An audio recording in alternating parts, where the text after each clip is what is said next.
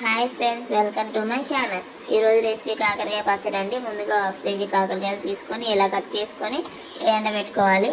తర్వాత స్టవ్ మీద ప్యాన్ పెట్టుకొని అందులో జీలకర్ర, ఆవాలు, మెంతులు వేసుకొని ఇలా ఫ్రై చేసుకొని మిక్సీ పట్టుకోవాలి. ముందుగా నానబెట్టుకొని చింతపండుని ఇలా గుజ్జులాగా చేసి కాగబెట్టుకోవాలి. వేడిగా ఉన్న ఆయిల్లో కాకరకాయ ముక్కలు వేసుకొని ఫ్రై చేసుకోవాలి. అవి ఫ్రై అవుతుండగా మనం కొలతలు తీసుకుందాం. మేము 1/2 కేజీ కాకరకాయలకి 2 గ్లాసెస్ కారం, 1.5 గ్లాసు ఉప్పు తీసుకున్నామండి. టీ గ్లాస్ తోటి తగినంత పసుపు, ముందుగా పట్టి పెట్టుకున్న పౌడరు, వెల్లుల్లి పొట్టు తీసి ఇలా మిక్సీ పట్టుకున్నామండి. అది కూడా అందులో వేసి కలుపుకున్నాము. తర్వాత ఫ్రై అయిన కాకరకాయలు అందులో వేసి కలుపుకున్నాము.